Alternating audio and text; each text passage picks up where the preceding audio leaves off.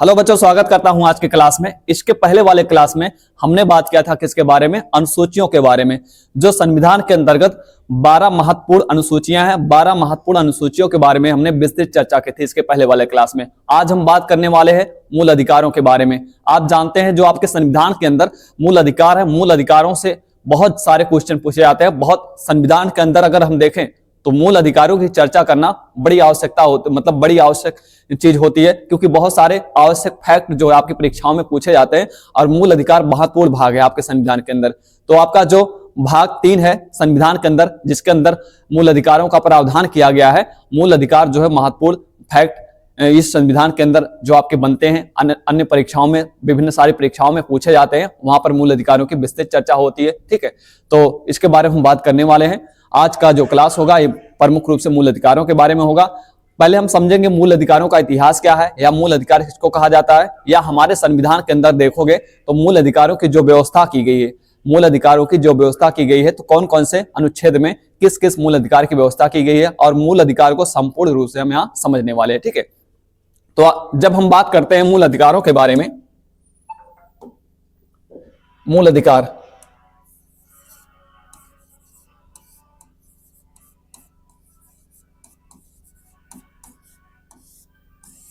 तो देखिए अधिकार का क्या मतलब होता है। जैसे आप सुनते होंगे एक शब्द अधिकार,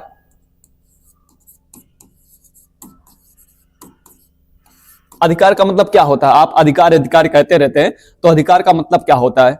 अधिकार का मतलब ये होता है कि किसी प्रकार की ऐसी स्वतंत्रता, किसी कार्य के करने की ऐसी स्वतंत्रता जिसको हमने कहा कानूनी मान्यता दे दी जाती है। जब किसी कार्य को करने की कानूनी मान्यता दिया जाता है, उसी को क्या कहते हैं? हम अधिकार कहते हैं। नहीं तो आप अधिकार अधिकार चिल्लाते रहिए, कोई फर्क पड़ने वाला नहीं है जब तक उसको कानूनी मान्यता नहीं दिया गया है किसी भी देश के द्वारा या किसी भी संविधान के द्वारा।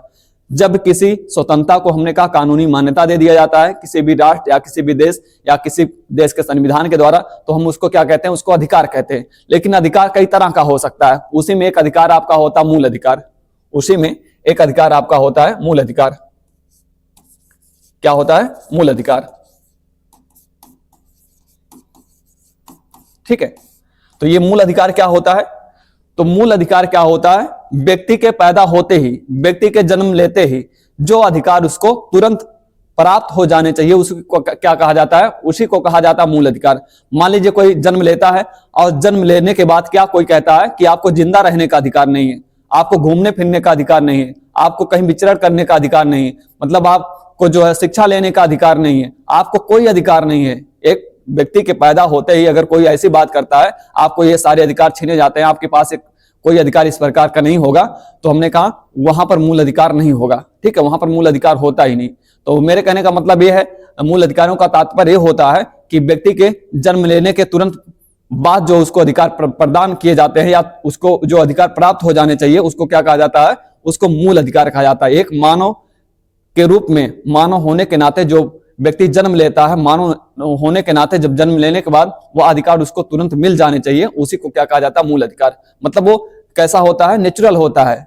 वो हमने कहा नेचुरल होता है, नैसर्गिक होता है मूल अधिकार, उसको मिल जाने चाहिए। ठीक है, उसी को क्या कहा जाता है? उसी को मूल अधिकार कहा जाता है। मूल अधिकारों का इतिहास क्या रहा है? तो आप देखोगे जो मूल अधिकारों का इतिहास रहा है, सबसे पहले मूल अधिकारों की जो मांग होती है कहां पे होती है? ब्रिटेन के अंदर। मूल अधिकारों की मांग अगर हम देखें तो सबसे पहले कहां होती है? ब्रिटेन में होती है। ब्रिटेन में, इंग्लैंड के अंदर सबसे पहले मूल अधिकारों की मांग शुरू होती है। यहां पर एक राजा हुआ करता था और उस राजा देखेंगे तो बहुत सारे शोषण करता था अपनी जनता का, या अपने हमने कहा जो नागरिक हुआ करते थे वहां के, उनका बहुत ज्यादा शोषण होता था। पहले जहां इस तरह का राज तंत्रात्मक शासन व्यवस्था होती थी उसमें शोषण बहुत ज्यादा होता था। जो राजा कहता था वही होता था। राजा जो कहता था, जैसा राजा कह देगा कि आपको कहीं जाना नहीं तो कहीं नहीं जा सकते आपको अगर राजा कहता कि आपको मृत्यु दंड दिया जाता है तो आपको मृत्यु दंड दे दिया जाता था, है ना। मूल अधिकार तब नहीं हुआ करते थे। तो जो आप देखोगे ब्रिटेन के अंदर, इंग्लैंड के अंदर, जब इंग्लैंड की क्रांति वगैरह हुई उस समय, तो वहां पर बहुत सारे हमने कहा इस प्रकार से जनता के द्वारा, नागरिकों के द्वारा मूल अधिकारों की मांग वहीं से शुरू हुई। तो वहां पर पहली बार एक शब्द आया, उसको कहा जाता है मैग्ना कार्टा। इसको क्या कहते हैं? Magna carta. मैग्ना कार्टा ये शब्द कहां से आया है? ब्रिटेन से आया है। मैग्ना कार्टा का मतलब है अधिकारों का सूची पत्र, अधिकारों का सूची पत्र, अधिकारों का सूची पत्र। ठीक है, मैग्ना कार्टा का मतलब होता है अधिकारों का सूची पत्र। यही मैग्ना कार्टा अमेरिका के अंदर देखोगे तो अमेरिका में इसको कहा जाता है bill of rights.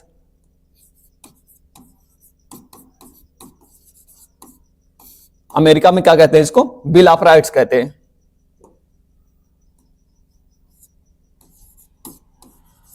Bill of rights.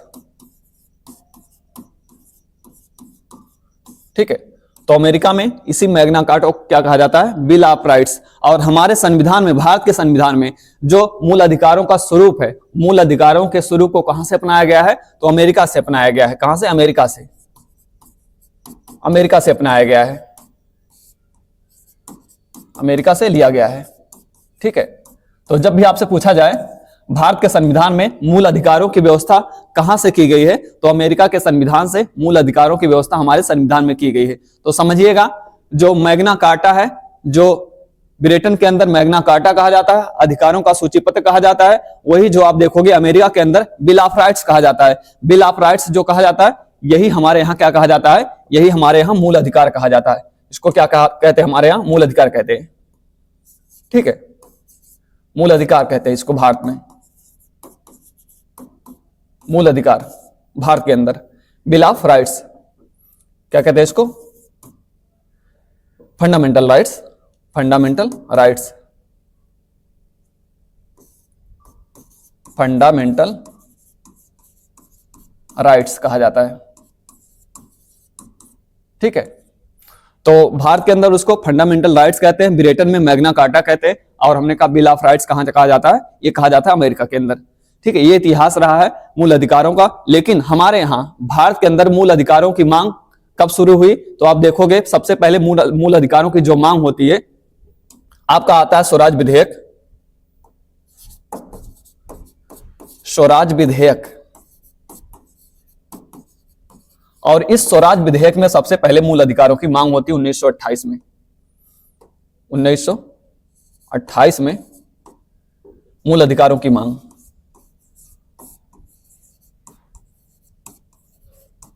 ठीक है, तो मूल अधिकारों की मांग सबसे पहले स्वराज विधेयक में 1928 में होती है। इसके बाद आप देखोगे एक कांग्रेस का अधिवेशन होता है, कांग्रेस का अधिवेशन, कराची अधिवेशन, कांग्रेस का कराची अधिवेशन, कांग्रेस का कराची अधिवेशन।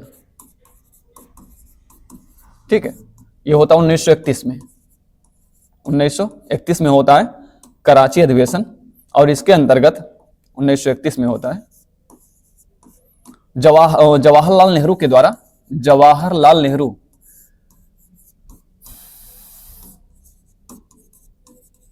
मूल अधिकारों की मांग की जाती है। तो आपसे पूछा जाता है सबसे पहले मूल अधिकारों की मांग किस व्यक्ति के द्वारा की गई? तो जवाहरलाल नेहरू के द्वारा कांग्रेस के कराची अधिवेशन में। कराची के अंदर जो 1931 में अधिवेशन हुआ था, जब भारत पाकिस्तान एक में था, तो वह सारे जो कांग्रेस के अधिवेशन हुआ करते थे तो पाकिस्तान के क्षेत्र के अंदर हुआ करते थे, बाकी जो भारत में भी हुआ करते थे।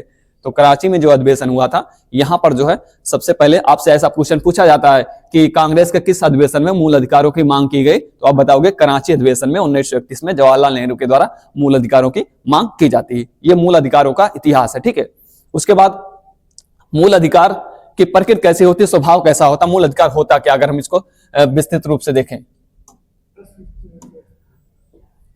मूल अधिकार,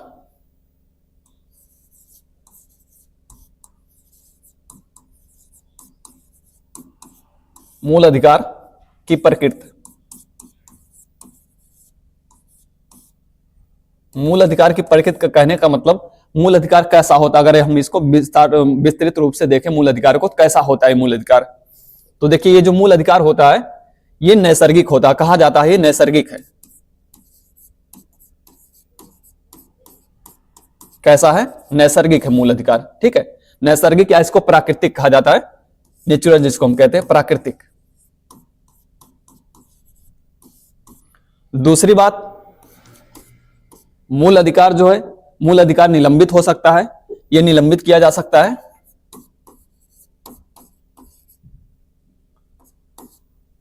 निलंबित किया जा सकता है। और तीसरी बात जो है मूल अधिकारों के बारे में, यह प्रतिबंधित किया जा सकता है। प्रतिबंधित हो सकता है मूल अधिकार, प्रतिबंधित, ठीक है। और उसके बाद देखोगे तो यह परिवर्तनीय है मूल अधिकार। क्या है? परिवर्तनीय है, परिवर्तनीय, ठीक है। तो इतनी बातें आपको याद रखना पड़ता है।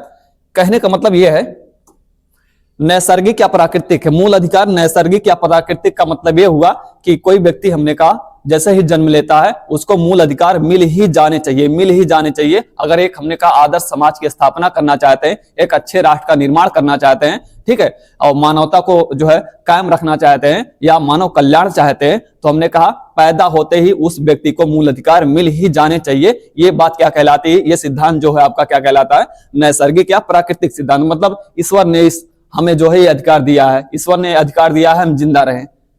हमारे जैसे पैदा होने के बाद कोई ये नहीं, कोई राजा हो या हमने कहा इस तरह से बादशाह हो, सुल्तान हो, ये नहीं कह सकता है, कोई सत्ताधारी हो ये नहीं कह सकता कि नहीं आपको जिंदा रहने का अधिकार नहीं है। कुछ लोगों को जिंदा रहने का अधिकार है, आपको जिंदा रहने का अधिकार नहीं है। तो इसी कहा जाता है ये नैसर्गिक है, प्राकृतिक है, ईश्वर ने अधिकार हमको दिया है, समझ लीजिए बस, ठीक है। उसके बाद निलंबित, ये जो आपके मूल अधिकार होते हैं इसको निलंबित किया जा सकता है, इसका निलंबन हो सकता है। निलंबित होने का मतलब सस्पेंड किया जा सकता है। सस्पेंड होने का मतलब होता है कुछ समय के लिए आपको वहां से, हमने कहा, मूल अधिकार को स्थगित किया जा सकता है ना। कहते हैं किसी को सस्पेंड कर दिया गया है। सस्पेंड करने का मतलब ये होता है उसको वहां से पूरी तरह से हटा नहीं दिया गया है, कुछ समय के लिए जो है उसको वहां हटाया गया वहां से, ठीक है। तो ये जो मूल अधिकार होते हैं आपके सस्पेंड किए जा सकते हैं, निलंबित किए जा सकते हैं। जैसे आप अगर बात करें मूल अधिकार, जैसे मान लीजिए हमें घूमने फिरने का अधिकार है और हमने कहा भारत पाकिस्तान का या भारत चाइना का युद्ध चल रहा है और उसके बाद हम कहे कि हमें घूमने का अधिकार, हम घूमने जाएंगे, बॉर्डर पर घूमने जाएंगे, देखने जाएंगे, है ना, प्राकृतिक दृश्य देखने जाएंगे, तो ऐसा जो है नहीं किया जा सकता। ऐसी दिशा में क्या होता है आपके मूल अधिकार का निलंबन हो सकता है ना। अब वहां युद्ध चल रहा है, आप कह रहे हैं हमें घूमने का शौक है, घूमने का शौक है, तो ऐसे आप जा नहीं सकते वहां घूमने, है ना। तो ये क्या है? निलंबित किया जा सकता है, आपके मूल अधिकारों को निलंबित किया जा सकता है कुछ समय के लिए। उसके बाद क्या है? प्रतिबंधित किया जा सकता है। मूल अधिकार जो है आपके, मूल अधिकारों को प्रतिबंधित भी किया जा सकता है। एक बात याद रखिएगा, ये जो निलंबित किया जाता है तो निलंबित किसके द्वारा किया जाता है? राष्ट्रपति के द्वारा। निलंबित करने का अधिकार किसको है? राष्ट्रपति को है, ठीक है। मूल अधिकारों को निलंबित करने का अधिकार किसको है? राष्ट्रपति को है। प्रतिबंधित किया जा सकता है मूल अधिकार को, जो हमारे मूल अधिकार हैं इनको प्रतिबंधित भी किया जा सकता है। क्यों? अगर हमने कहा ऐसे मूल अधिकार बना दिए गए हैं जो पहले लगता था ठीक है, लेकिन अब लगता है मूल अधिकार जो है ठीक नहीं है किसी कारणवश, हमने कहा कोई इस तरह से वो असंगत है, हमने कहा ठीक नहीं है मूल अधिकार, तो उसको जो है खत्म किया जा सकता, हमेशा के लिए जो है उसको समाप्त किया जा सकता मूल अधिकारों को, ठीक है। अगर वो हमने कहा जनता के कल्याण के लिए या मानवता के कल्याण के लिए ठीक नहीं हुआ मूल अधिकार, तो उसको समाप्त किया जा सकता है, प्रतिबंधित किया जा सकता है। और प्रतिबंधित करने का अधिकार किसको है? तो संसद को है। किसको है? संसद को। भारत की जो संसद होगी यही प्रतिबंधित कर सकती है मूल अधिकारों को, कानून बनाकर, विधियां बनाकर। जो संसद हमारी है, कानून बनाकर, विधियां बनाकर यही प्रतिबंधित कर सकती है मूल अधिकार को, ठीक है। तो मूल अधिकारों को प्रतिबंधित किया जा सकता, मतलब कि पूर्णतः इसको समाप्त भी किया जा सकता मूल अधिकारों को अगर वह ठीक नहीं है। उसके बाद परिवर्तनीय है। परिवर्तनीय होने का मतलब ये होता है मूल अधिकार हमारे परिवर्तनीय होते हैं। इसका ये तात्पर्य हुआ अगर हमारे मूल अधिकारों का कोई उल्लंघन करता है, कोई हमारे मूल अधिकार हमसे छीनता है, तो हम क्या कर सकते हैं? हाई कोर्ट और सुप्रीम कोर्ट जा सकते हैं या किसी भी न्यायालय में जा सकते हैं हम। तो इसी को कहा गया है मूल अधिकार हमारे कैसे हैं? परिवर्तनीय, मतलब उनको लागू कराया जा सकता है। परिवर्तन होने का मतलब उसको लागू करा सकते हैं। मान लीजिए हमारा कोई मूल अधिकार है और कोई हमें हमारा मूल अधिकार छीनता है या हमारे मूल अधिकारों को छीनता है या हमने कोई कार्य करने से रोकता है हमको, तो हम कहां जा सकते हैं? सीधे हम जा सकते हैं हमारे हाई कोर्ट में, सुप्रीम कोर्ट में या अन्य कोई जो कोर्ट है वहां पर जा सकते हैं, ठीक है। तो परिवर्तनीय का मतलब होता है मूल अधिकारों को लागू कराया जा सकता है। मूल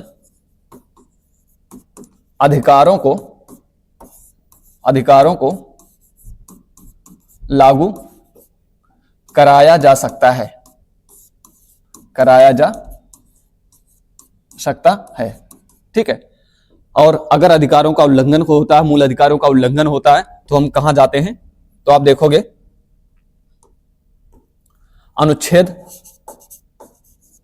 32 के अंतर्गत सर्वोच्च न्यायालय में, सर्वोच्च न्यायालय में, सर्वोच्च न्यायालय, ठीक है। और अनुच्छेद 226 के अंतर्गत, 226 के अंतर्गत कहां? उच्च न्यायालय में, उच्च न्यायालय में, ठीक है। अगर हमारा कोई मूल अधिकार छीनता, हमसे मूल अधिकार हमारे छीनता है, हमारे मूल अधिकारों के या उल्लंघन करता है, तो हम कहां जा सकते हैं? अनुच्छेद 32 के अंतर्गत सर्वोच्च न्यायालय में और अनुच्छेद 226 के अंतर्गत उच्च न्यायालय में जा सकते हैं, ठीक है। इसके बाद हम देखते हैं भारत के संविधान में मूल अधिकारों की व्यवस्था। भारत के संविधान में मूल अधिकार,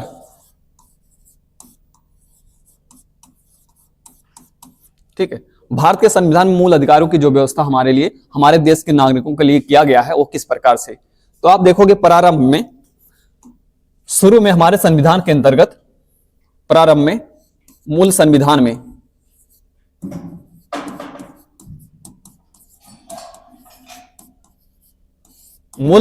में देखें तो हमारे पास 7 मूल अधिकार थे। भारत के नागरिकों को हमारे संविधान के द्वारा 7 मूल अधिकार दिए गए थे मूल संविधान में, लेकिन बाद में जो है एक मूल अधिकार निकाल दिया गया। अब कितना टोटल मूल अधिकार हमारे पास है? 6 मूल अधिकार है। तो मूल संविधान में जब भी पूछा जाए तो कुल कितने हमारे मूल अधिकार थे? तो 7 मूल अधिकार थे, 7 मूल अधिकार, ठीक है। वर्तमान में कितने हैं? वर्तमान में 6 मूल अधिकार हैं, 6 मूल अधिकार हैं, ठीक है। तो 7वां मूल अधिकार एक हुआ था संपत्ति का मूल अधिकार, संपत्ति रखने का मूल अधिकार 7वां हुआ करता था, लेकिन संपत्ति के मूल अधिकार को जो है समाप्त कर दिया गया है, उसको मूल अधिकारों की श्रेणी से हटा दिया गया है। अब उसको जो है कानूनी अधिकार घोषित कर दिया गया मूल अधिकारों को। तो पहले 7 मूल अधिकार संविधान में थे, तो आपसे ऐसा पूछा जाता है मूल संविधान में कितने मूल अधिकार थे? तो 7 मूल अधिकार थे। यहां से इसको कब हटाया गया? तो आप देखोगे इसको जो है 44वां संविधान संशोधन करके, 44वां संविधान संशोधन करके 1978 में हटा दिया गया। कौन सा मूल अधिकार था? संपत्ति का मूल अधिकार, संपत्ति का मूल अधिकार, ठीक है। इसको समाप्त कर दिया गया, संपत्ति के मूल अधिकार को। संपत्ति का मूल अधिकार अब मूल अधिकार नहीं रहा, ठीक है। ये कौन सा अधिकार हो गया? ये हो गया 300 का में। इसको कहां रखा गया? 300 का में, अनुच्छेद 300 का, अनुच्छेद 300 का में इसको रखा गया और इसको जो है कानूनी अधिकार घोषित कर दिया गया, विधिक अधिकार, विधिक अधिकार, ठीक है। तो अब जो संपत्ति का मूल अधिकार था वो क्या अधिकार हो गया? कैसा अधिकार हो गया? वो विधिक अधिकार हो गया, मूल अधिकार नहीं रहा। और कहां रखा गया? यहां से हटा के, जो आपके आर्टिकल में था 300 का से, वहां से हटाकर, मतलब मूल अधिकारों की श्रेणी से हटाकर कहां रख दिया गया है? तो इसको रख दिया गया है आपके 300 का के अंतर्गत विधिक अधिकार घोषित कर दिया गया है, ठीक है। तो जब भी पूछा जाए तो प्रारंभ में 7 मूल अधिकार थे, 44वां संविधान संशोधन करके 1978 में संपत्ति के मूल अधिकार को हटा के इसको विधिक अधिकार घोषित कर दिया गया। कहां रखा गया? 300 का में रखा गया, ठीक है। इतनी बातें यहां से आपको पता होना चाहिए। अब हम देखते हैं जो हमारे 6 मूल अधिकार हैं, 6 मूल अधिकार कौन कौन से हैं, देखिएगा। 6 मूल अधिकार,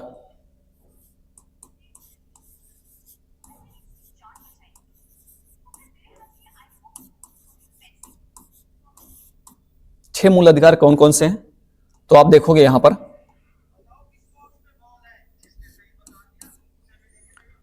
समता का मूल अधिकार या समानता का मूल अधिकार कहते हैं हम, समानता का मूल अधिकार।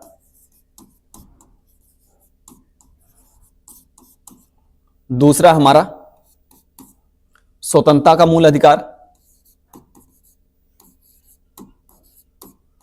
स्वतंत्रता का मूल अधिकार। और तीसरा हमारा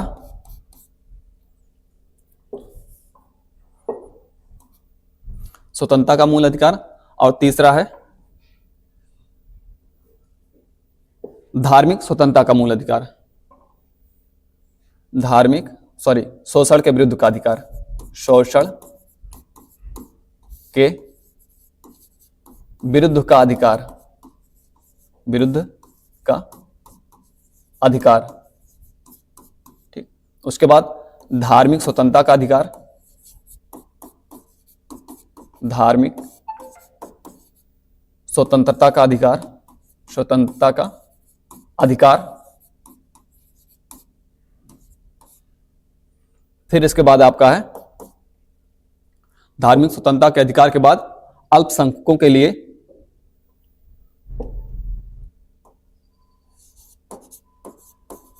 अल्पसंख्यकों के लिए शिक्षा एवं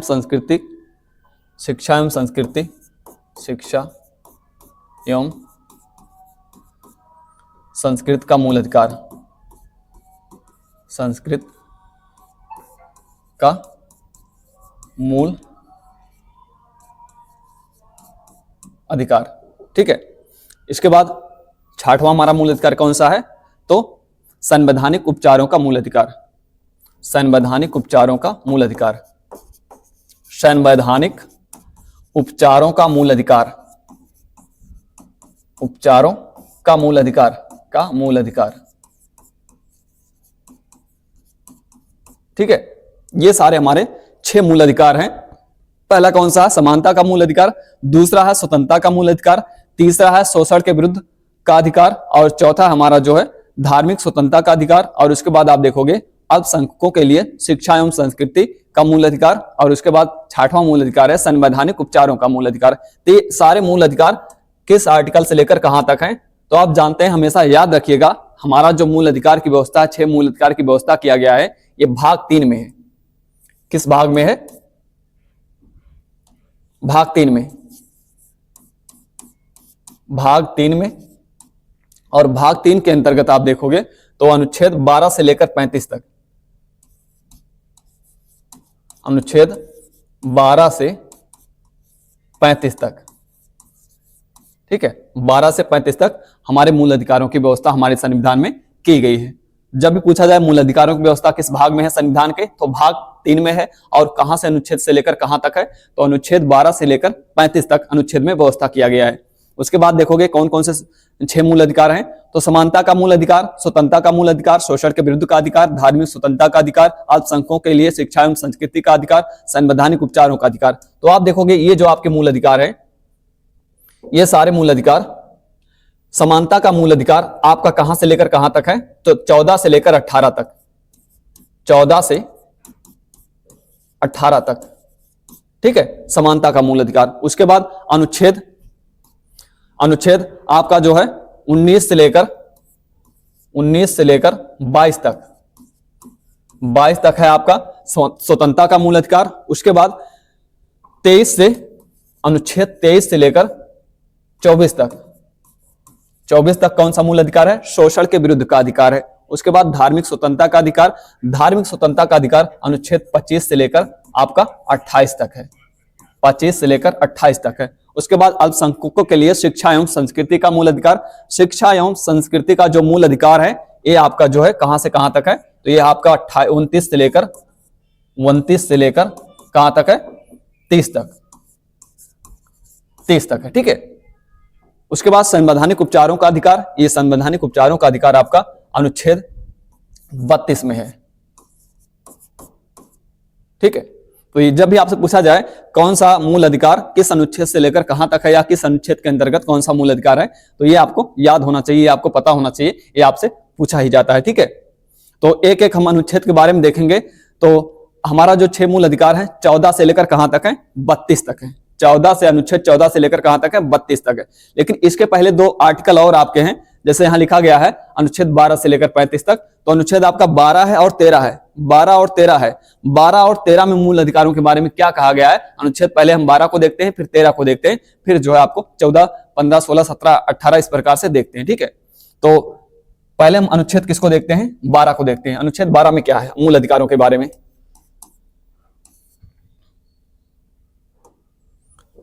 अनुच्छेद 12,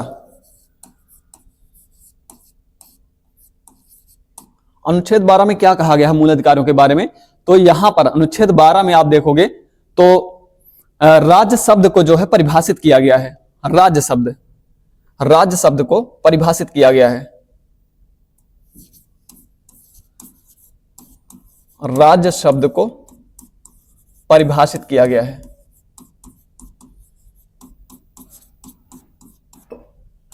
परिभाषित किया गया है, ठीक है। राज्य शब्दों को परिभाषित किया गया, मतलब कि राज्य का मतलब क्या है संविधान की नजर में, संविधान की भाषा में राज्य शब्द का मतलब क्या होता है, यह परिभाषित यहां किया गया है। तो जब भी आप आर्टिकल 12 जो आपका आर्टिकल जो 12 है, अनुच्छेद जो 12 है, इसके तहत जब भी राज्य शब्द आए कि राज्य शब्द का मतलब क्या है, तो राज्य शब्द का मतलब यहां पर बिहार, बंगाल, पंजाब, राजस्थान, इसका मतलब ये नहीं, ये जो सारे राज्य या प्रदेश होते हैं, इस राज्य शब्द का मतलब यहां पर ये नहीं हुआ कि बिहार राज्य, पंजाब राज्य, यहां पर ये नहीं होता। राज्य शब्द का मतलब कुछ दूसरा है अनुच्छेद 12 के द्वारा। वो क्या है? तो आप देखोगे सरकार के अंतर्गत, चाहे केंद्र सरकार हो चाहे राज्य सरकार हो, केंद्र सरकार के अंतर्गत या राज्य सरकार के अंतर्गत जो सारे बॉडीज हैं, जो सारे हमने कहा जो आपके सारे उपादान है, जैसे मान लीजिए राज्य सरकार के अंतर्गत बहुत सारी तहसीलें होती हैं, पुलिस थाना होता है ना, ये जो जितने हमने कहा जितने सरकारी संस्थाएं होते, जितने सरकारी सारे व्यक्ति होते, सबको क्या कहा जाता है? राज्य कहा जाता है। जैसे मान लीजिए कोई तहसील है, वो राज्य है, उसको राज्य कहा गया है अनुच्छेद 12 के द्वारा। या हमने कहा थाना है, वो राज्य है। थाना का कोई हमने कहा पुलिस है, सिपाही है, सरकारी कर्मचारी, मतलब सरकार के अंतर्गत जो भी चीजें आती हैं वो क्या उसको कहा जाता है? राज्य कहा जाता है। चाहे कोई व्यक्ति हो, जब मान लीजिए डीएम है, डीएम जो है एक राज्य है, एक स्टेट कहा गया है अनुच्छेद 12 के द्वारा कि डीएम जो है एक राज्य की तरह कार्य करता, मतलब जिसको अथॉरिटी दिया गया है सरकार की तरफ से, चाहे व्यक्ति हो चाहे कोई संस्था हो, जिसको अथॉरिटी दिया गया है उसको राज्य कहा गया है। उसको अनुच्छेद 12 के द्वारा उसको परिभाषित करके क्या कहा गया? राज्य। चाहे वो केंद्र सरकार के अंतर्गत हो चाहे राज्य सरकार के अंतर्गत हो, उस सरकार के ढांचा के अंतर्गत हो। तो सरकार के ढांचा के अंतर्गत कोई संस्था हो, कोई व्यक्ति हो, कुछ भी हो, अगर वो सरकार से संबंध रखता है, जिसको कहते हैं ना सरकारी चीज है, चाहे सरकारी संस्था हो चाहे हमने कहा सरकारी व्यक्ति हो, कोई भी चीज हो, उसको क्या कहा गया है? उसको राज्य कहा गया है ये आर्टिकल 12 में, ठीक है। तो कंफ्यूजन नहीं होना चाहिए। राज्य शब्द को परिभाषित किया गया आर्टिकल 12 में। राज्य शब्द का मतलब क्या होता है कि राज्य शब्द का मतलब होता है कि कोई भी सरकारी संस्था या कोई भी सरकारी व्यक्ति, उसको क्या कहा जाएगा? उसको राज्य कहा जाएगा, ठीक है। वो राज्य की भांति ही कार्य करता है, स्टेट है। एक डीएम एक स्टेट है ना। एक जो है पुलिस कर्मी या हमने कहा कोई भी है, वो स्टेट है, वो स्टेट का ही व्यक्ति है, तो उसको राज्य कहा गया है। इसके बाद अनुच्छेद 13 आता है आपका अनुच्छेद 13। अनुच्छेद 13 में क्या है? तो अनुच्छेद 13 में मूल अधिकारों के बारे में क्या लिखा गया है? तो अनुच्छेद 13 में लिखा गया है अल्पीकरण,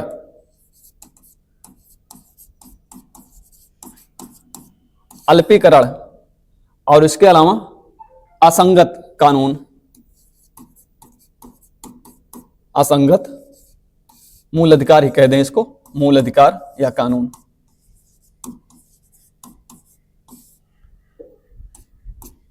दो चीजें हैं आप देखेंगे यहां पर। तो अनुच्छेद 13 में क्या कहा गया? अल्पीकरण, मूल अधिकारों का अल्पीकरण किया गया है। मतलब यह हुआ अल्पीकरण करने का मतलब कि मूल अधिकार जो भी हमें दिए गए, जो हमें 6 मूल अधिकार दिए गए हैं, हम उन मूल अधिकारों का प्रयोग वहीं तक करेंगे जहां पर हमने कहा किसी का अहित ना हो।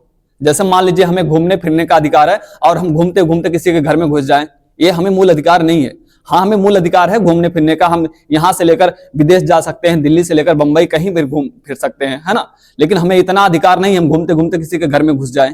इस प्रकार से हमें रोड पे चलने का अधिकार है, हम रोड पे चल रहे हैं तो इसका मतलब नहीं हम पूरा रोड जो है छेक के अकेले चले, ऐसा मूल अधिकार नहीं है। या हमें पान खाने का अधिकार है, ऐसा मतलब नहीं कि हम पान खा किसी के ऊपर थूक दें, है ना, ऐसा नहीं होता। मूल अधिकार हमको वहीं तक प्राप्त है जहां पे किसी व्यक्ति का जो है अहित ना हो, किसी का अहित ना हो। इसीलिए कहा गया है मूल अधिकार क्या है? मूल अधिकारों का अल्पीकरण किया गया है। अब ऐसा हो कि मूल अधिकार दे दिए जाएं और मूल अधिकारों का प्रयोग कोई व्यक्ति इतना ज्यादा कर ले कि जो है जो एक ढांचा समाज का जो ढांचा निर्मित किया गया है वो ढांचा खराब होने लगे, है ना, ऐसा नहीं है। तो इसीलिए कहा गया है मूल अधिकार हमारे क्या है? अल्पीकरण है, मूल अधिकारों का अल्पीकरण किया जा सकता है। उसके बाद असंगत मूल अधिकार। असंगत मूल अधिकार कहने का मतलब यह हुआ अगर कोई मूल अधिकार ऐसा बना दिया गया है, मतलब कोई कानून ऐसा बनाया गया है जो मूल अधिकारों से संगत नहीं खाता, मेल नहीं खाता, तो क्या है, उसको असंगत घोषित कर दिया जाएगा। तो ऐसा कोई कानून बनाया जाता है तो जो मूल अधिकारों से मेल नहीं खाता या मूल अधिकारों का उल्लंघन करता है कोई कानून, तो उस कानून को जो है मूल अधिकारों से असंगत घोषित कर दिया जाएगा। तो ये असंगत, ठीक है, मूल अधिकार। उसके बाद अनुच्छेद 13 के अंतर्गत देखेंगे तो यहां पर एक है प्री और पोस्ट जो लॉ है, प्री और पोस्ट लॉ, पोस्ट लॉ, ठीक है। तो प्री और पोस्ट लॉ के अंतर्गत क्या है, आप देखोगे कि जो हमारा जब संविधान का निर्माण हुआ था, हमारा संविधान जब बना था, उसके पहले बहुत सारे नियम कानून बनाए गए थे, तो वो नियम कानून आज भी लागू रहते हैं। जैसे आप देखोगे बहुत सारे नियम कानून ऐसे हैं जो हमारे संविधान के लागू होने से पहले या हमारा संविधान जब नहीं बना था उसके पहले सारे कानून बनाए गए थे, तो आज भी उसको लागू किया जाता है क्योंकि वो अच्छा है, वह कानून आज भी अच्छा है, इसलिए उसको आज भी लागू किया जाता है, आज भी उसको जारी रखा गया है। तो ये यहां बताया गया है अनुच्छेद 13 में, अगर जो है कानून बनने से पहले या हमने कहा जो हमारा संविधान लागू होने से पहले कोई कानून पहले चल रहा था और वो अच्छा है तो उसको समाप्त नहीं किया जाएगा, ठीक है, उसको अभी जारी रखा जाएगा। तो प्री कानून, हमने कहा प्री लॉ का मतलब यही हुआ जो पहले हमारे संविधान से पहले वो कानून बनाया गया था उसको जारी रखा जाएगा, उसको समाप्त नहीं किया जाएगा। और पोस्ट लॉ का मतलब ये हुआ, पोस्ट लॉ मान लीजिए हमारा कानून जब बन जाता है, हमारा संविधान जब बन जाता है, पोस्ट लॉ उसके बाद जो है अगर उसको जो है लागू करना ठीक समझा जाता है तो उसको लागू किया जाएगा, नहीं तो उसको जो है समाप्त कर दिया जाएगा। तो इसके बाद कानून निर्माण के बाद अगर कोई कानून बनता है तो अगर वो हित में है तो उसको लागू किया जाएगा, नहीं तो उसको जो पोस्ट लॉ है बाद में जो कानून बन रहा है उसको समाप्त किया जा सकता है, ठीक है। तो आप देखोगे प्री कानून कुछ ऐसे हुआ करते थे, जैसे हमने कहा बहुत पर्सनल लॉ हुआ करते थे। पर्सनल लॉ का मतलब जैसे अलग अलग धर्मों के अपने जो है अलग अलग पर्सनल लॉ हुआ करते थे, है ना। तो अलग अलग पर्सनल लॉ, जैसे आप देखोगे मुस्लिम धर्म में एक हुआ था 3 तलाक। 3 तलाक का आप मामला सुनते होंगे, 3 तलाक जो है इसके अंतर्गत 3 तलाक, 3 तलाक, ठीक है। 3 तलाक का मामला क्या है, ये ऐसा कानून था जो मुस्लिम धर्म के अंदर जो है पहले से बना हुआ था, 1937 के आसपास बनाया गया था इसको, तो ये पहले से बना हुआ था 3 तलाक। और इसमें देखेंगे तो बाद में क्या हुआ, जब 3 तलाक को मतलब इसके समाप्ति की बात हुई, मतलब इसको खत्म करने की बात हुई, तो कुछ लोग कोर्ट चले जाते हैं और क्या कहते हैं कि ये जो अनुच्छेद 13 का उल्लंघन है, अनुच्छेद 13 में कहा गया है कि अगर जो है संविधान के निर्माण के पहले कोई कानून बना है तो उसको जारी रखा जाएगा, लेकिन इनको ये नहीं पता है कि ये भी लिखा गया है कि अगर हमने कहा उससे जो है हित नहीं होता, किसी का हित नहीं होता तो उसको समाप्त किया जा सकता है। तो इसके अंतर्गत आप देखोगे 3 तलाक में 3 चीजें थी इसके अंतर्गत। तो जैसे तलाक बिद्दत, यहां आप देखोगे तलाक बिद्दत, और इसके अलावा तलाक हसन, तलाक हसन, और इसके अलावा तलाक आहसन, तलाक आहसन, ठीक है। तलाक के अंदर ये 3 प्रावधान थे, तलाक बिद्दत कहा जाता था उसको, और तलाक हसन कहा जाता था, और तलाक आहसन कहा जाता था इसको। तो इसमें जो तलाक बिद्दत है इसको समाप्त किया गया है। 3 तलाक कंप्लीटली इसको समाप्त नहीं किया गया। इसमें जो तलाक बिद्दत है, तलाक बिद्दत क्या था कि एक बार में किसी महिला को अगर 3 बार तलाक बोल दिया जाता था तो तलाक होता था, या ईमेल या उसके अलावा मैसेज के जरिए, या हमने कहा फोन कॉल के जरिए किसी को 3 बार तलाक बोल के एक बार में किसी को 3 बार तलाक बोल के उसको तलाक दे दिया जाता था। उसमें उसको जो है क्या कहते हैं कि उसको अवसर नहीं दिया जाता था कि सोचे समझे कि मुझे इससे जो है अलग होना है रिश्ते से कि नहीं, उसको मौका नहीं दिया जाता था। तो तलाक बिद्दत का मतलब होता है एक बार में 3 तलाक बोलना, या मैसेज के द्वारा, या हमने कहा किसी ईमेल के द्वारा या फोन कॉल के द्वारा अगर कोई तलाक बोलता है तो ऐसा जो है अब नहीं होगा, इसको समाप्त कर दिया गया है, ठीक है। बाकी तलाक हसन क्या है, तलाक हसन क्या है, इसके अंतर्गत 1 महीने का गैप दिया जाता है। आप एक बार तलाक बोलेंगे, उसके बाद 1 महीने का गैप होता है, सोचने समझने का टाइम दिया जाता है। अगर सोचने समझने के बाद जो है दोनों राजी हो जाते हैं तो जो रिश्ते को जो है कायम रखा जाता है या रिश्ते को जो है कंटिन्यू किया जाता है, ठीक है। ये है आपका तलाक हसन। और तलाक आहसन क्या है इसके अंतर्गत, तो तलाक आहसन में देखेंगे इसमें जो है 3 महीने का वक्त दिया जाता है, और 3 महीना के वक्त के बाद अगर दोनों पति पत्नी सोच समझ के जो है राजी हो जाते हैं तो ये अस्थाई नहीं रह जाता, अस्थाई हो जाता, ठीक है। और अगर 3 महीने के बाद कोई रिस्पॉन्स नहीं आता तो ये जो है अस्थाई समझा जाता है, ठीक है। मतलब दोनों में विच्छेद हो चुका है, दोनों अलग हो चुके हैं। तो आप तलाक़े बिद्दत को समाप्त किया गया है, बाकी इसके अंदर तलाक़े हसन और तलाक़े आहसन जो है जारी रखा गया है। मतलब एक बार में कोई किसी व्यक्ति को जो है एक बार में बोल के जो है तलाक किसी महिला को या किसी पुरुष को जो है तलाक नहीं दे सकता, ठीक है। तो एक बार में नहीं होगा, बाकी इस बार से हमने कहा 1 महीने के गैप पर या 3 महीने के गैप पर 3 बार जब बोला जाता है तभी तलाक हो पाएगा, ठीक है। तो ये सारे मामले थे, कभी थोड़ा इसको जानिएगा। तलाक़े बिद्दत, तलाक़े हसन और तलाक़े आहसन, ये सारी चीजें हैं इसके अंतर्गत। तो ये प्री पोस्ट कानून था अनुच्छेद 13 के द्वारा, जिसको लागू कराने के लिए कुछ लोग कोर्ट चले गए थे, लेकिन कोर्ट ने कहा कि अगर कोई कानून ऐसा है जिससे जो है जनता का हित नहीं होता या मानव कल्याण नहीं होता तो उसको समाप्त कर दिया जा सकता है। तो ये तलाक़े बिद्दत को समाप्त कर दिया गया, पूरी तरह से तलाक को समाप्त नहीं किया गया, ठीक है। इतनी बातें यहां से याद रखिएगा। बाकी इसके बाद देखेंगे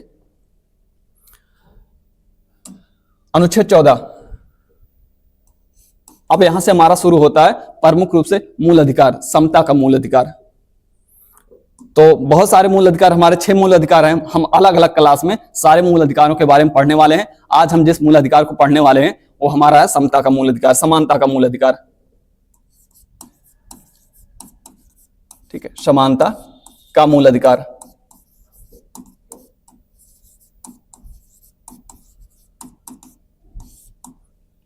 और आप जानते हैं समानता का मूल अधिकार अनुच्छेद 14 से लेकर कहां तक है, 14 से लेकर 18 तक है, ठीक है। हम एक एक अनुच्छेद के बारे में देखेंगे, जो चीजें हैं 14 में क्या है, 15 में क्या है, 16 में क्या है, 17 में क्या है और 18 में क्या है। देखिए, तो अनुच्छेद जो 14 है हमारा, अनुच्छेद 14 में किसका प्रावधान किया गया है? अनुच्छेद 14 में कौन से मूल अधिकार का प्रावधान किया गया है या नागरिकों को कौन सा मूल अधिकार दिया गया है आर्टिकल 14 के द्वारा? तो अनुच्छेद 14 में देखेंगे तो कौन सा मूल अधिकार है? समता का मूल अधिकार।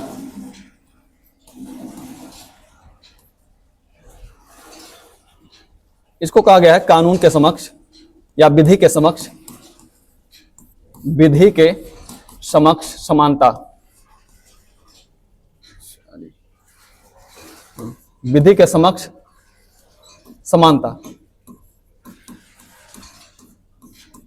विधि के समक्ष समानता का मतलब क्या हुआ? तो आप देखोगे, मतलब जो भी नियम कानून हमारे देश में बनाए गए हैं, जो भी विधियां बनाई गई, उसके सामने सारे लोग बराबर है, सभी नागरिक बराबर हैं। एक एक व्यक्ति, एक एक नागरिक हमारे देश का, चाहे वो प्रधानमंत्री हो, राष्ट्रपति हो, छोटा से छोटा नागरिक हो, कोई भी छोटा से आम आदमी हो, हमने कहा कानून की नजर में सारे लोग बराबर होते हैं। ये कहने का मतलब होता है विधि के समक्ष समानता। सारे लोग विधि के समक्ष क्या है? कानून के सामने सारे लोग बराबर है, कहने का मतलब ये होता है। तो विधि के समक्ष समानता, ये आपके आर्टिकल 14 में ये बात कही गई है मूल अधिकारों के अंतर्गत। लेकिन यहीं पर देखेंगे तो कोई बच्चा होता है, कोई बूढ़ा होता है, कोई महिला होती है, कुछ ऐसी परिस्थितियां होती हैं तो वहां पर क्लासिफिकेशन किया जाता है, वहां पर समानता को लागू नहीं कर सकते। मान लीजिए कोई छोटा बच्चा है, छोटे बच्चे से आप बस में जा रहा है, उससे आप 500 लेंगे, और एक हमने कहा जो पुरुष व्यक्ति है या वयस्क व्यक्ति है, ज्यादा उम्र वाला है, उससे भी आप 500 जो है टिकट लेते हैं। तो ये जो है समानता कहां से? ये समानता ठीक नहीं, पॉजिटिव वे में नहीं है। इसलिए हमने कहा ये जो कहीं कहीं पर ऐसा होता है कि जो है विधि के समक्ष समानता लागू नहीं होती। जैसे हमने कहा एक बच्चे से 500 किराया लेंगे, एक जो वयस्क आदमी से 500 किराया लेंगे, ऐसा नहीं हो सकता ना। तो बच्चे का किराया कम होगा, वयस्क का किराया ज्यादा होगा। तो उसके लिए आप देखोगे तो विधि के समक्ष समानता, तो ये जो है जब क्लासिफिकेशन कर दिया जाता है तो इस प्रकार से हम नहीं देख पाते इसको। तो यहां पर एक दूसरी विचारधारा आती है, दूसरी विचार आता है, दूसरा थ्योरी आता है, उसको क्या कहते हैं? तो यहां पर देखेंगे विधि का समान संरक्षण, विधि का समान संरक्षण, विधि का समान संरक्षण, विधि का समान संरक्षण। विधि का समान संरक्षण का मतलब यह हुआ कि विधि का समान संरक्षण किया जाएगा। समान कैसे किया जाएगा? देख के, परिस्थितियों को देख के, या हमने कहा उम्र देख के, या हमने कहा कुछ क्षेत्र देख के, इस प्रकार से जो है विधि का समान संरक्षण किया जाएगा। कैसे? जैसे आप देखते होंगे, मान लीजिए एक क्षेत्र है, भारत के अंदर बहुत सारे क्षेत्र हैं, बहुत सारे राज्य हैं। एक क्षेत्र आपका क्या है? मान लीजिए आपका त्रिपुरा है, ठीक है। एक क्षेत्र आपका दिल्ली है, एक क्षेत्र आपका त्रिपुरा है, एक दिल्ली है। या अगर हम बात करें महिला है, या दूसरा पुरुष है, या हम बात करें बच्चा है या वृद्ध है, बच्चा है वृद्ध है, तो ऐसे मामलों में हम ये जो विधि के समान समानता की बात करते हैं, विधि के कानून के समान हमने कहा समानता की बात करते हैं, इस ऐसे परिस्थितियों में ये लागू नहीं किया जा सकता। जैसे मैंने आपसे कहा कि त्रिपुरा है, दिल्ली है, त्रिपुरा एक बहुत पिछड़ा हुआ राज्य है, जनजाति क्षेत्र है। दिल्ली जो हमने कहा उसकी तुलना में इस तरह से समृद्धशाली राज्य है। त्रिपुरा की तुलना में आप देखेंगे तो दिल्ली आपका समृद्धशाली राज्य है और त्रिपुरा पिछड़ा हुआ राज्य है। ऐसी दशा में विधि के समान समानता की बात हम नहीं कर सकते, ठीक है। यहां पर क्या लागू होता है, विधि का समान संरक्षण, कि दोनों को जो है संतुलन में लाने के लिए, दोनों को एक जैसा बनाने के लिए हम यहाँ पर कुछ विशेष सुविधाएं दे सकते हैं त्रिपुरा राज्य के अंदर, ठीक है। स्थान के तौर पर, स्थान के अनुसार इसको हम कुछ विशेष दर्जा या कुछ विशेष सुविधा दे सकते हैं। इसी को कहा जाता है विधि का समान संरक्षण, समान बनाने के लिए, ठीक है, एक संतुलन में लाने के लिए। या हमने कहा इधर महिला है, इधर पुरुष है। महिला क्या, महिलाओं की जो है आप देखोगे, चाहे फिजिकल उसकी जो शारीरिक बनावट है उस आधार पर देखें या किसी आधार पर देखें, शोषण के आधार पर देखें, तो महिलाओं का शोषण थोड़ा सा ज्यादा हुआ है। या हमने कहा इनकी जो शारीरिक बनावट होती है पुरुषों से काफी अलग होती है ना, कई मामलों में अलग होती है। तो इनको हमने कहा यहाँ पर जो है विधि के समान समानता की बात नहीं कह सकते। दोनों को जो है संतुलित करने के लिए, दोनों को समान लाने के लिए हमने कहा कुछ विशेष सुविधाएं महिलाओं को दी जाती हैं। आप देखते होंगे दिल्ली सरकार के द्वारा महिलाओं को जो है बस में जो है फ्री सुविधा दी जाती है। इसका कारण क्या है, तो हमने कहा ये जो आप विधि का समान संरक्षण होता है इसको लागू किया जाता है वहां। तो विधि का समान संरक्षण हो, ऐसी परिस्थितियों में कोई पुरुष है या महिला है, लिंग के आधार पर हमने कहा विधि का समान संरक्षण लागू किया जाता है, दोनों को जो है समान बनाने के लिए, या हमने कहा संतुलित करने के लिए ये जो है लागू किया जाता है विधि का समान संरक्षण। या हमने कहा ये बच्चा है, एक वृद्ध है, तो बच्चा वृद्ध में अंतर होता है। एक बच्चा जो है अगर देखें तो अलग अलग परिस्थितियों में बच्चे को कुछ हमने कहा रिक्वायरमेंट अलग होती है और वृद्ध की रिक्वायरमेंट अलग होती है ना। अगर बच्चे की रिक्वायरमेंट देखें तो अलग होती है और वृद्ध की रिक्वायरमेंट अलग होती है। बच्चा जो है कम उम्र का होता है, हमने कहा इसका विकास, जब इसका विकास चलता रहता है उसके बाद वृद्ध का क्या होता है, तो अनुभव के आधार पर दोनों को अलग अलग जो है रखा जाता है, बच्चा और वृद्ध को। तो कुछ परिस्थितियों में बच्चों के लिए कुछ विशेष सुविधाएं दी जाती हैं और कुछ परिस्थितियों में वृद्ध के लिए भी जो है विशेष सुविधाएं दी जाती हैं। ऐसी दशा में हमने कहा विधि के समक्ष समानता लागू नहीं होता। यहां पर क्या लागू होता है, विधि का समान संरक्षण। तो हमारे यहां देखोगे अनुच्छेद 14 के द्वारा विधि का समान संरक्षण ज्यादा हावी है और ये वाला कम हावी है, विधि के समक्ष समानता। समान रूप से कहा जाता है, समान रूप से तो सत्य बात है कि विधि के समक्ष समान होंगे सभी लोग, सारे लोग समान होंगे, कानून सबके लिए बराबर होगा, ये तो हम कहा जाता है, ये बात सही भी है। लेकिन हमने कहा कुछ परिस्थितियां ऐसी होंगी तो वहां पर इसको हम नहीं कहेंगे कि मान लीजिए बच्चा से 500 रुपया ले किराया और जो है एक वयस्क आदमी से उससे भी 500 रुपया किराया लो, ऐसा कोई नहीं कह सकता, क्योंकि ये हमने कहा परिस्थितियों का, ये हमारे यहाँ व्यवस्था बनाई गई विधि का समान संरक्षण। एक जो ऐसा व्यक्ति हमने कहा जो पहले से बहुत तेज दौड़ने में है, उसको बहुत सारी सुविधाएं दी गई। एक व्यक्ति हमने कहा उसका बहुत शोषण हुआ है, वो दौड़ नहीं सकता बराबर ना, तो इसीलिए हमने कहा ये नियम लागू होता विधि का समान संरक्षण, ठीक है। तो आर्टिकल 14 में जब भी पूछा जाए तो ये बातें हैं, इतनी बातें मैंने आपको समझाया हुआ है। इसके बाद आपका आता है अनुच्छेद 15। अनुच्छेद 15 में क्या है, तो अनुच्छेद 15 के अंतर्गत देखेंगे तो मूल, वंश, जाति, लिंग, जन्म स्थान के आधार पर भेद नहीं किया जाएगा। मूल वंश,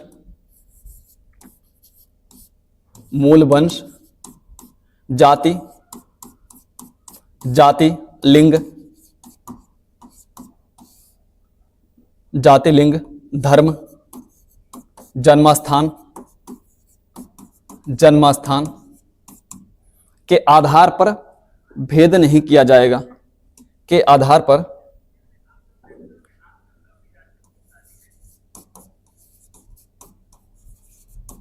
पर भेद नहीं किया जाएगा, भेद नहीं किया जाएगा।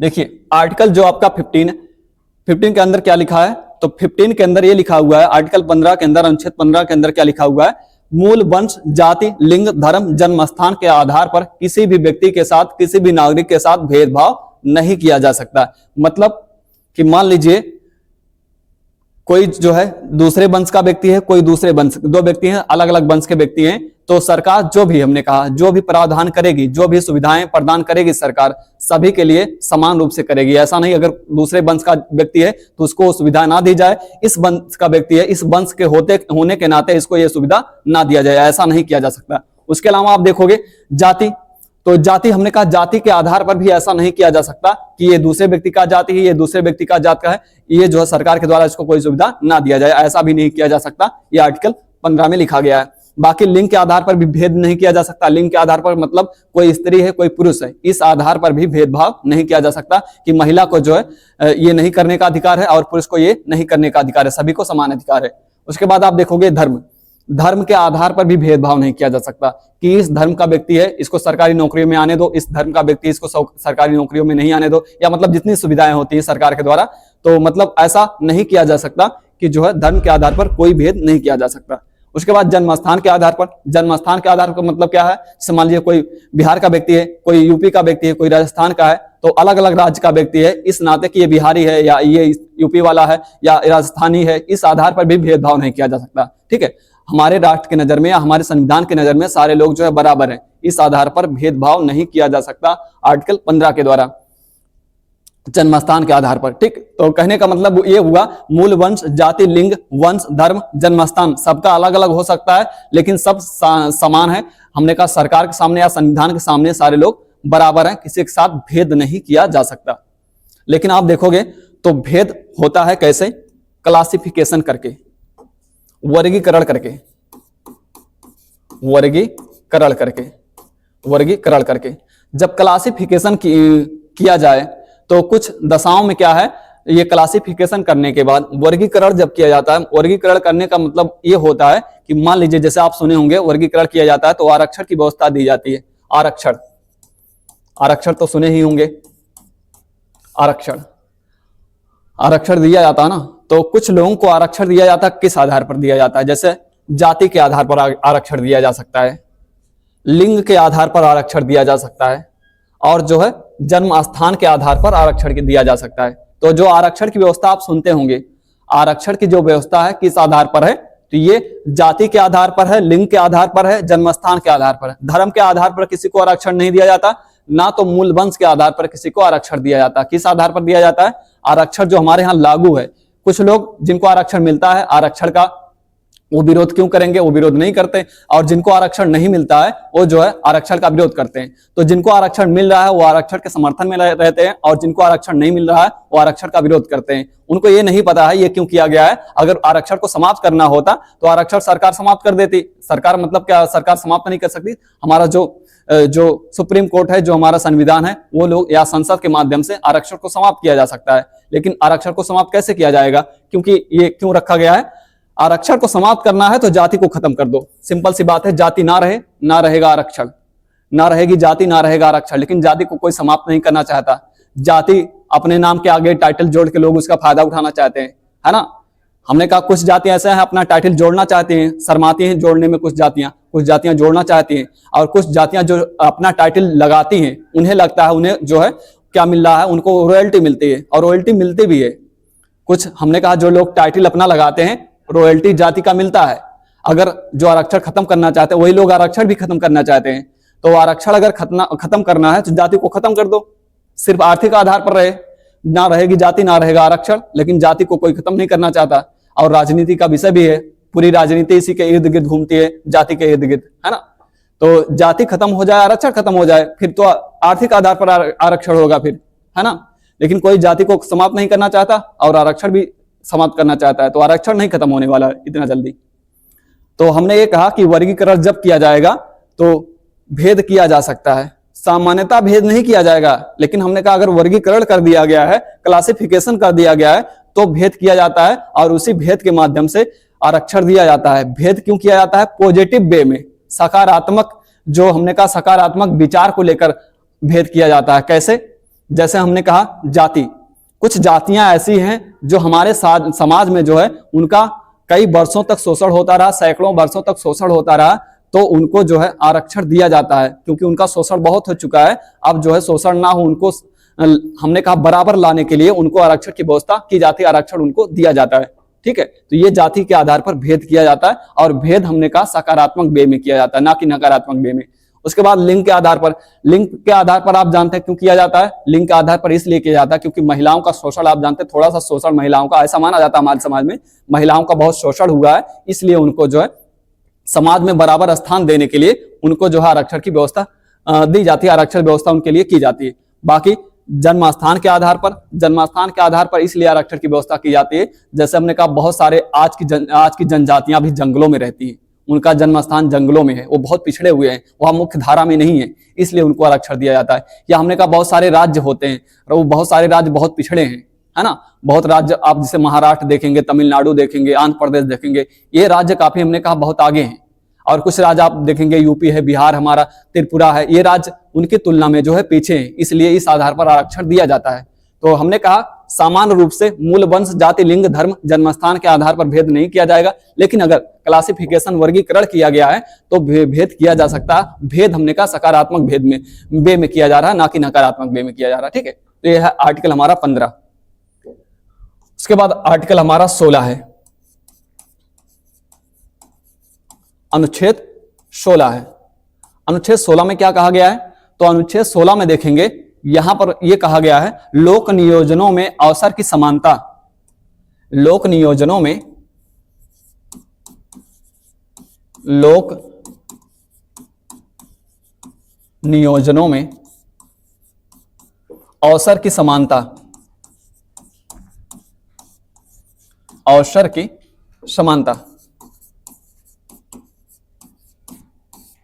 लोक नियोजनों में अवसर की समानता का मतलब यह हुआ जो सरकार की तरफ से, चाहे केंद्र सरकार हो चाहे राज्य सरकार हो, सरकार की तरफ से जो नौकरियां वगैरह आती हैं, जो जितने हमने कहा नियोजन होते हैं, किसी भी नौकरी में, किसी भी नियोजन में सबको जो है समान अवसर पाने का अधिकार है, मतलब सबको नौकरी पाने का अधिकार है।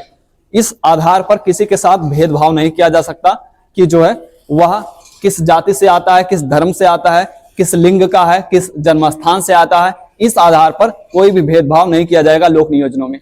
तो मैंने ये कहा लोक नियोजनों में अवसर की समानता है, सभी को जो है समान अवसर दिया जाता है, चाहे हमने कहा हो किसी भी जाति का हो, किसी भी धर्म का हो, किसी भी वंश का हो, और किसी भी लिंग का हो, किसी भी लिंग का हो या किसी भी स्थान का हो, ठीक है। इस आधार पर किसी के साथ नौकरियों में भेदभाव नहीं किया जा सकता कि जो है आप इस जाति से आते हैं आपको सरकार में नौकरी पाने का अधिकार नहीं है, आप जो है इस धर्म से आते हैं आपको सरकार में नौकरी पाने का अधिकार नहीं है, आप जो है इस वंश से आते हैं आपको नौकरी पाने का अधिकार नहीं है, आप इस लिंग से, मतलब आप पुरुष हैं, महिला हैं, या आप थर्ड जेंडर है, कोई भी है, सबको अधिकार है, बराबर का अधिकार है नौकरी पाने का सरकार के हमने कहा उपादानों में या सरकार के जो है विभिन्न नियोजनों में, ठीक है। उसके बाद स्थान के आधार पर भी भेदभाव नहीं किया जा सकता, आप बिहारी हैं, आप यूपी वाले हैं, आपको नौकरी नहीं मिलनी चाहिए, इस प्रकार से किसी भी आधार पर जो है सरकारी नियोजनों में अवसर की समानता है, सभी को, किसी के साथ भेदभाव नहीं किया जा सकता।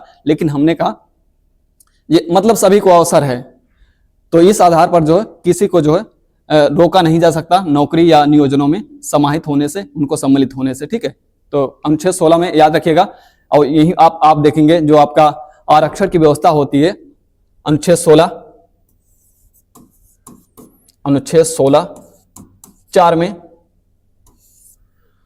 तो अनुच्छेद 16 में 4 में क्या कहा गया, ये उपखंड है 16(4), ये उपखंड है 16(4). अनुच्छेद 16(4) में क्या कहा गया है कि जो है राज्य पिछड़े वर्गों के लिए आरक्षण की व्यवस्था कर सकती है,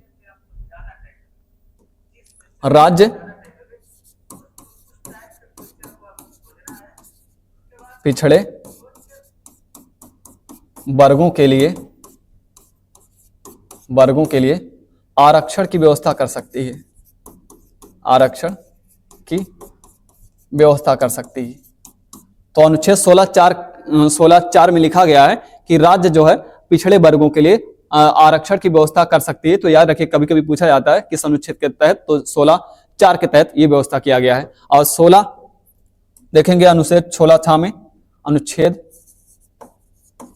16(6), तो एक उपखंड है 16(6), तो अनुच्छेद 16(6) में क्या कहा गया है कि जो है आर्थिक रूप से पिछड़े वर्गों के लिए विशेष प्रावधान या आर्थिक वर्गों के लिए जो है आरक्षण की व्यवस्था की गई है, जिसको EWS कहते हैं आप, आर्थिक रूप से पिछड़े वर्गों के लिए आरक्षण, पिछड़े वर्गों के लिए आरक्षण। आर्थिक रूप से जो पिछड़े हैं, जैसे आप देखेंगे अभी जल्दी ही दिया गया है ईडब्ल्यूएस, ठीक है, इकोनॉमिकल वीकर सेक्शन जिसको कहते हैं। तो इकोनॉमिकल वीकर सेक्शन के तहत आर्थिक रूप से पिछड़े वर्गों के लिए जो आरक्षण की व्यवस्था की गई है अनुच्छेद 16(6) के तहत की गई है, ठीक है। तो दोनों बातें याद रखिएगा, अनुच्छेद 16(4) और अनुच्छेद 16(6) दोनों, ठीक है। ये हो गया हमारा अनुच्छेद 16। इसके बाद आप देखोगे हमारा है अनुच्छेद 17, बस लास्ट है 17, 18 इसके बाद समाप्त है। इसके बाद हम अगली वाले क्लास में आने वाले मूल अधिकारों के बारे में बात करेंगे। तो अनुच्छेद हमारा 17, अनुच्छेद 17 में क्या है? अस्पृश्यता का उन्मूलन, अस्पृश्यता का उन्मूलन। अस्पृश्यता का उन्मूलन, जो छुआछूत की भावना रखा जाता था, कोई अगर व्यक्ति ऐसा करेगा, छुआछूत की भावना रखेगा, तो जो है एक दंडनीय अपराध होगा। यह घोषित किया गया है आर्टिकल 17 के द्वारा। आर्टिकल 17 में क्या लिखा गया है? अस्पृश्यता का अंत कर दिया गया है, उन्मूलन कर दिया गया है। कोई भी व्यक्ति जो है भेदभाव नहीं रख सकता, भेदभाव या छुआछूत की भावना, छुआछूत की भावना, छुआछूत की भावना का उन्मूलन, छुआछूत। तो भेदभाव या छुआछूत को दंडनीय अपराध घोषित कर दिया गया है। इसको हम लिख सकते हैं, भावना को दंडनीय अपराध घोषित किया गया है, दंडनीय अपराध घोषित किया गया है, ठीक है। पहले छुआछूत की भावना बहुत ज्यादा हुआ करती थी, अब कम है, लेकिन अब भी है। आप शहरों में आप देखोगे, शहरों में थोड़ा सा कम होता है, आप देखेंगे शहरों में कम होता है, लेकिन गांव के लोग शहरों तक जा चुके हैं। वहां पर भी हमने कहा अभी छुआछूत या भेदभाव की भावना होती है। अंदर से ज्यादा होता है, बाहर से कम होता है। बाहर से क्योंकि सार्वजनिक रूप से कोई कर नहीं सकता, सार्वजनिक रूप से जो हमने कहा समाज में जो है ये स्वीकार नहीं किया जाता, इसलिए जो है अंदर से बहुत ज्यादा वैसे ही होते हैं कि छुआछूत और भेदभाव की भावना अभी भी रखते हैं, अंदर से वैसे ही होते हैं, बाहर से थोड़ा सा, क्योंकि सार्वजनिक जीवन में वो कर नहीं पाते, इसलिए कर नहीं पाते। लेकिन हमने कहा अगर ऐसा कोई करता है तो दंडनीय अपराध घोषित किया गया है आर्टिकल 17 के द्वारा, इसलिए क्योंकि अस्पृश्यता का जो है उन्मूलन कर दिया गया, अस्पृश्यता का अंत कर दिया गया था। एक जमाना हुआ करता था जिसने संविधान बनाया, डॉक्टर भीमराव अंबेडकर जो है, ये स्कूल के बाहर, जो स्कूल के बाहर, और हमने कहा उसके जो खिड़की पर बैठकर पढ़ते थे, आप सुने होंगे इस तरह से। तो इतना ज्यादा छुआछूत की भावना थी उस समय, तो छुआछूत की भावना इतना ज्यादा थी, तो उसको जो है अब अंत कर दिया गया है, और उसी व्यक्ति ने अंत किया, उसी व्यक्ति ने, पूरे देश ने ये मिलकर संविधान बनाया है। तो ये प्रावधान किया गया है अनुच्छेद 17 के तहत, अस्पृश्यता का उन्मूलन कर दिया गया है। कोई भी व्यक्ति अगर ऐसा करेगा तो दंडनीय अपराध होगा, ठीक है। इसके बाद हमारा है 18 अनुच्छेद, अनुच्छेद नंबर 18, अनुच्छेद नंबर 18। इसमें क्या है? इसके अंतर्गत आप देखोगे उपाधियों का अंत कर दिया गया है, उपाधियों का अंत, उपाधियों का अंत। उपाधियों के अंत के अंतर्गत बहुत सारी उपाधियां हुआ करती थी पहले। जैसे आप देखोगे कोई राय साहब कहलाते थे, कोई जो है नवाब साहब कहलाते थे, कोई सुल्तान कहलाता था, कोई नाइटहुड कहलाता था। इस तरह से बहुत सारी उपाधियां हुआ करती थी पहले।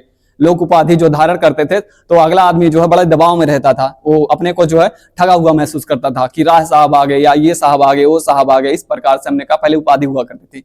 तो उपाधियों का अंत कर दिया गया है कि कोई भी व्यक्ति जो समानता लाने के लिए, एक अच्छा समाज या समान समाज बनाने के लिए, हमने कहा उपाधियों का अंत कर दिया गया है कि जो है उपाधियों का अंत किया जाता है आर्टिकल 18 के द्वारा। कोई भी व्यक्ति जो है उपाधि धारण नहीं कर सकता, ठीक है। कोई भी व्यक्ति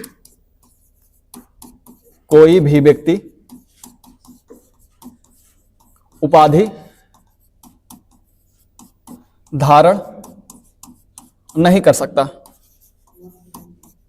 धारण नहीं कर सकता। कोई भी व्यक्ति उपाधि धारण नहीं कर सकता। जैसे आप देखोगे तो इसके अंतर्गत कुछ उपाधियां होती हैं जो धारण की जाती हैं, वो कानून ने उसको मान्यता दिया। जैसे आप देखोगे तो संविधान में मान्यता मिली है, जैसे राष्ट्रीय पुरस्कारों के संदर्भ में, राष्ट्रीय पुरस्कार, या इसके अलावा देखोगे आप तो शैक्षणिक उपाधियां या रैंक, शैक्षणिक उपाधियां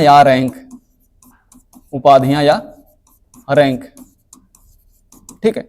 कुछ राष्ट्रीय पुरस्कार होते हैं, जैसे आप देखोगे भारत रत्न दिया जाता है, पद्म भूषण दिया जाता है, पद्म विभूषण दिया जाता है, या उसके अलावा देखोगे बहुत सारे वीरता पुरस्कार दिए जाते हैं, परमवीर चक्र, है ना, ये सारे पुरस्कार दिए जाते हैं। तो उन सारे पुरस्कारों को धारण करने वाला व्यक्ति जो है उपाधि धारण कर सकता है। तो राष्ट्रीय पुरस्कार प्राप्त करने वाला व्यक्ति है, तो ऐसे मामलों में सामान्यतः उपाधियों का अंत कर दिया गया है, लेकिन हमने कहा राष्ट्रीय पुरस्कारों के संदर्भ में कोई व्यक्ति हमने कहा इस प्रकार से उपाधि धारण कर सकता है। या शैक्षणिक उपाधियां, जैसे कोई अपने नाम के जब पीएचडी कर लेता है, अपने नाम के आगे क्या लगाता है, डॉक्टर, तो ऐसे प्रकार की शैक्षणिक उपाधियां वह धारण कर सकता है। बाकी आप देखते होंगे रैंक, बहुत सारे रैंक होते हैं, जैसे सेना के अंदर एडमिरल होते हैं, है ना, कर्नल होते हैं, जनरल होते हैं, इस तरह से बहुत सारे रैंक होते हैं सेना के अंदर, तो उसको भी धारण किया जा सकता है। तो ये दो बातें याद रखिएगा, राष्ट्रीय पुरस्कारों के संदर्भ में और शैक्षणिक उपाधियों के संदर्भ में या रैंक के संदर्भ में ये हमने कहा धारण किया जा सकता है, उपाधियां या रैंक धारण की जा सकती है। तो जब भी पूछा जाए अनुच्छेद 18 के अंतर्गत उपाधियों का अंत कर दिया गया है, अब केवल जो है राष्ट्रीय पुरस्कारों के संदर्भ में, शैक्षणिक और उपाधियां या रैंक के संदर्भ में उपाधि धारण की जा सकती है, नहीं तो उपाधियों का धारण करना दंडनीय अपराध होगा, ठीक है। तो आज हमने बात किया किसके बारे में, मूल अधिकारों के बारे में। मूल अधिकारों की एक एक चीजें हमने समझी है कि मूल अधिकारों का इतिहास क्या रहा है, मूल अधिकार किसको कहा जाता है, और भारत के संविधान में मूल अधिकारों की व्यवस्था किस भाग में है, किस अनुच्छेद से लेकर कहां तक है, और टोटल कितने मूल अधिकार हैं, और हमने उसके अंतर्गत 12 से लेकर अनुच्छेद 18 तक सारी बातें देखी। अब यहां से जो अनुच्छेद हमारा बचा हुआ है, जो सारे अनुच्छेद मूल अधिकारों के अंतर्गत बचे हुए हैं, उसको हम दूसरे पार्ट में देखने वाले हैं, ठीक है। तो दूसरे पार्ट में देखेंगे, विस्तृत चर्चा वहां पर करेंगे, अच्छे से समझेंगे मूल अधिकारों को वहां पर, ठीक है। तो आज उम्मीद करता हूं आज की बात आपको अच्छे तरीके से आपने समझी होगी। जिस तरह से मैं बताया हूं आपको, अगर ऐसा आपको जो है इस तरह से कोई बताएगा, तो अगर आपको समझ में ना आए तो बहुत जो है चिंता की बात है ना। तो मैंने बहुत बेहतरीन तरीके से आपको बताया हुआ, एक एक चीजों के बारे में बड़ी आसानी से बताया है, उदाहरण देकर बताया है कि मूल अधिकारों के बारे में सारे प्रावधान कैसे किए गए हैं, ठीक है। तो मिलते हैं कल वाले क्लास में, तब तक के लिए अपना ध्यान रखिए। Thank you very much.